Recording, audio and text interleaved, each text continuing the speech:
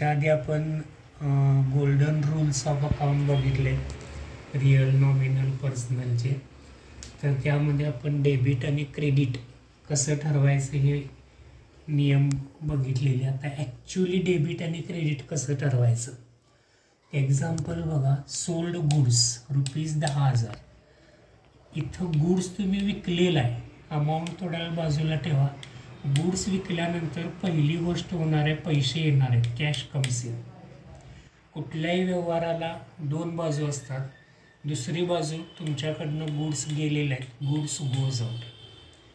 ह्या दोन्ही वाक्यातला जो पहिला शब्द आहे ते म्हणजे अकाउंटचं नाव असणार आहे, कॅश अकाउंट आणि गुड्स अकाउंट.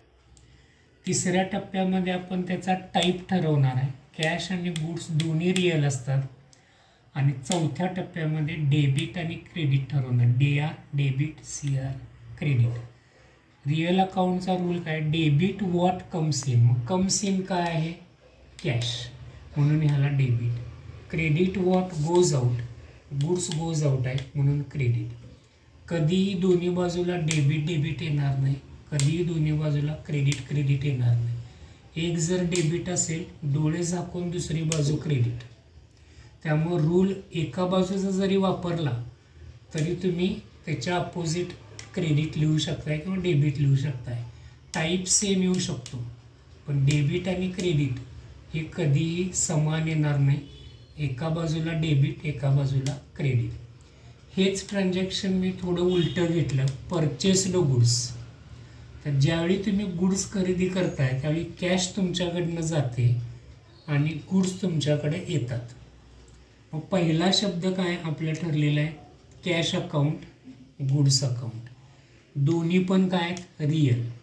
रिअलचा रूल काय, डेबिट व्हॉट कम्स इन. मग कम्स इन काय आहे, गुड्स, म्हणून गुड्सच्या बाजूला डेबिट, डोळे झाकून दुसरी बाजू क्रेडिट.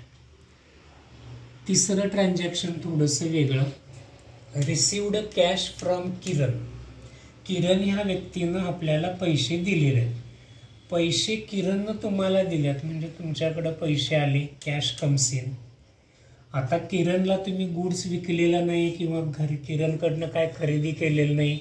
मग दुसरी बाजू काय करायची, ज्यानं पैसे दिल्यात किरण इज गिवर, कारण तो देणार आहे. किरण इज गिवर. पुन्हा पहिला शब्द कॅश अकाउंट आणि किरण अकाउंट. कॅश हा रिअल आहे, किरण ही व्यक्ती आहे. तर व्यक्ती म्हटलं की अकाउंटचा टाईप बदलला, पर्सनल अकाउंट. तर पर्सनल अकाउंटचा रूल बघूया, debit the receiver, credit the giver. त्यामुळं हा कोण झाला, क्रेडिट. हा क्रेडिट असल्यामुळं हा डेबिट होणार आहे.